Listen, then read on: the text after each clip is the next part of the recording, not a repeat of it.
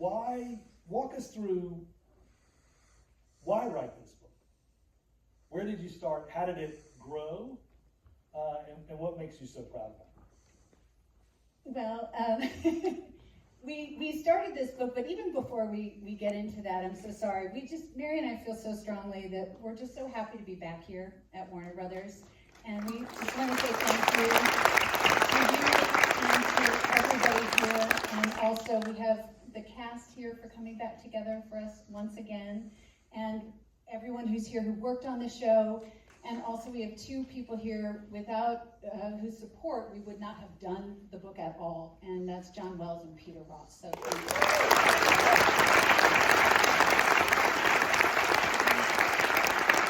Well, I live in Washington, D.C. now, and I get approached all the time, by people on the street who have been inspired to go into service because of that, but because of the West Wing.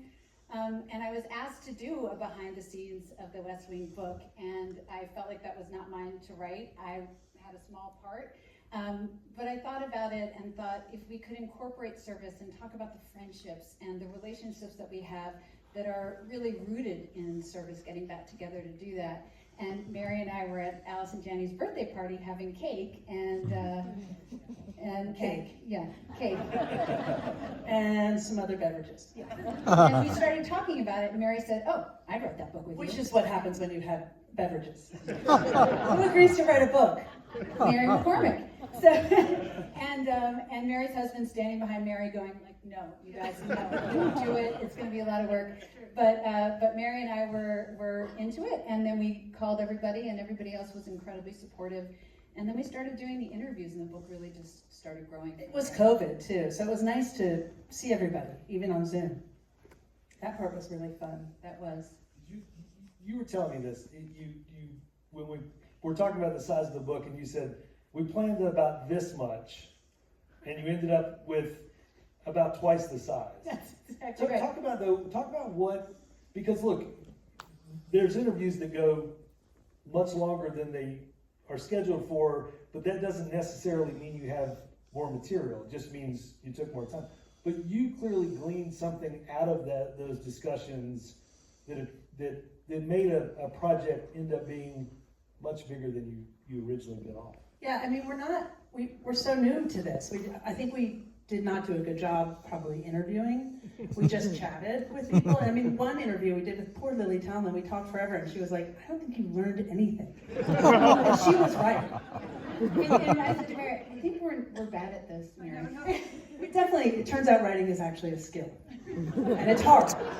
And we learned a lot. Like acting? Yeah, no, I guess so. Yeah, we learned a lot. There was so much great material, and it was wonderful. We started interviewing our nearest and dearest, and then we, kept interviewing people. But we started out doing a book about service, the relationships. So we knew everyone was going to have an origin story, how they got to the show, and everyone would have a service story highlighting the issues and causes that they championed and cared about.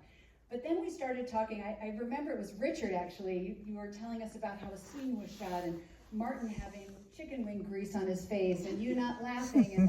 And I just thought that's too good to leave out of the book. And Mary's like, yeah. And then we just kept getting stories like that and it kept getting longer and longer. Interesting. That's a segue I have to pick up on, Richard. Maybe not explain the exact thing that you're talking about, but it was clear watching the show, and for somebody who's been inside of a campaign, I felt like you had just a very different sort of camaraderie. Walk us through, maybe tell a little of that story, but what was it like, what was the atmosphere like being on the set? How did it differ from other projects that you've done? How did you all convey just that real sense of, again, we felt like we were watching something that had been going on for a long time together. Well, first of all, thank you for not revealing that the useless interview was me.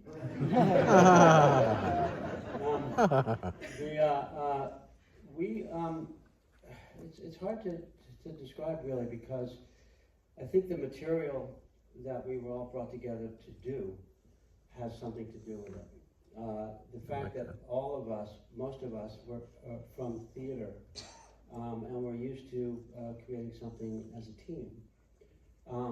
But right from the first rehearsal, there was an interest in Tommy, who was directing it, and Aaron, who wrote it, and those of us that were rehearsing that particular scene that I was involved with, there was an interest in elevating it to the highest possible level.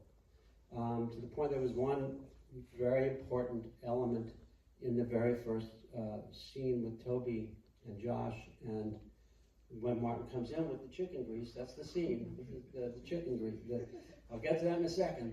But there was an element that there was a moment there that was a defining moment for Toby that I felt we needed in that scene. And too long to get into what it was, but they both, Tommy and Aaron both, well, you're right, and it changed the character. That's the kind of thing that happened from day one, you know, and it's this, every week you have the potential for brilliance, you know, you're close to the ceiling of brilliance, and you're challenged to lift it all the way to the top if you can, and I think we might have succeeded once or twice. But that effort takes a team, it's a collective effort. You have to lift up the other person. You have to elevate each other to a degree you didn't think that you had it in you.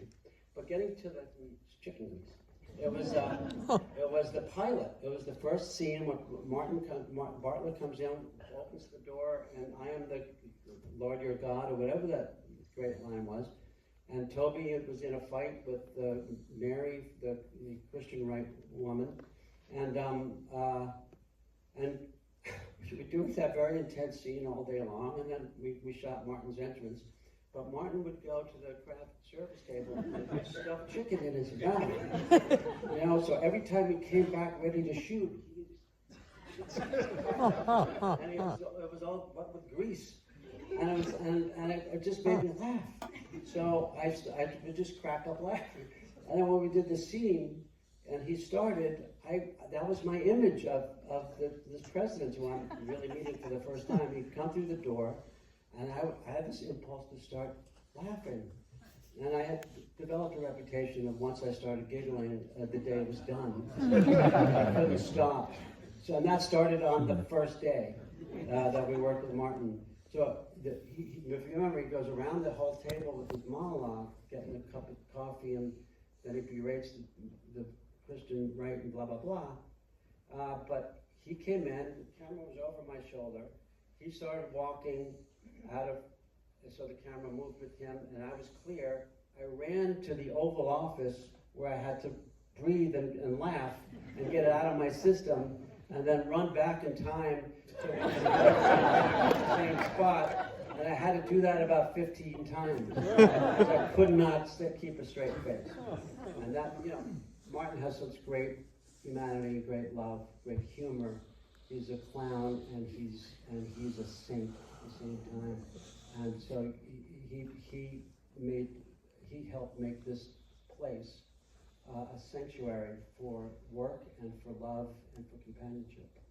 Well, I'm glad you added that last bit about Martin Sheen, because my next question is for Dulé, and I was, you know, you were 23 when you started this. We were talking about it backstage.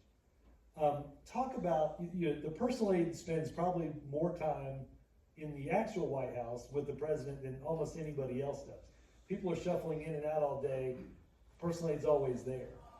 What was it like? Tell a better story, a more complimentary story than Richard might have on the chicken.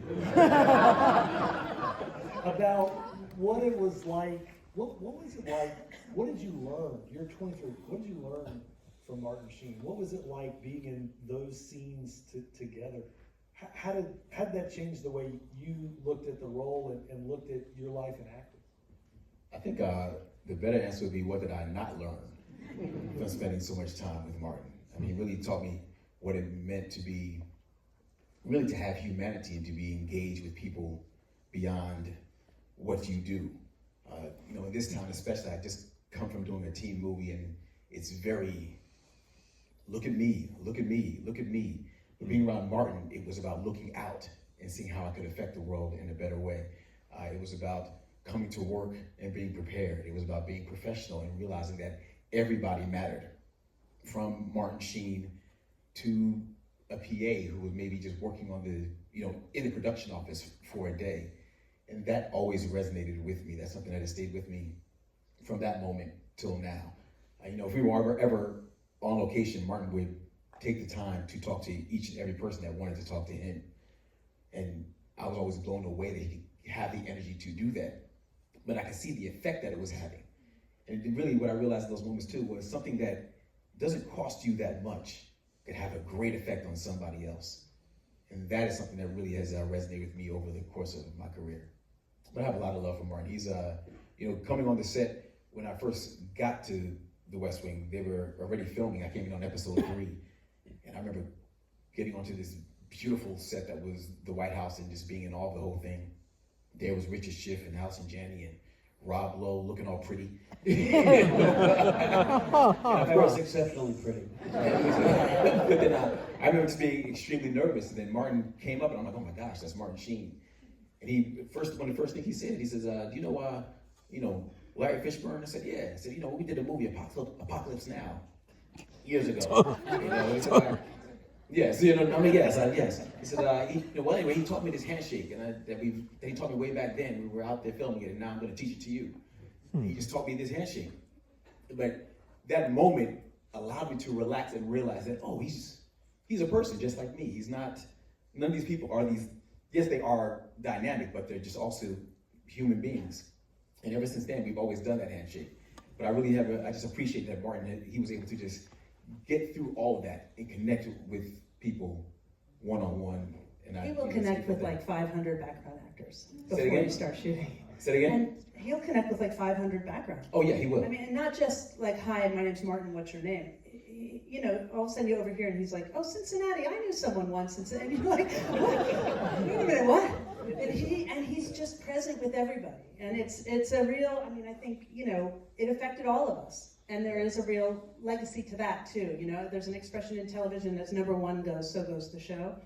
And he really did set an example for all of us. And then we all went on to different shows and you hope you take a little bit of that with you, how Martin treats people. There's another side to it, though. Don't ask any.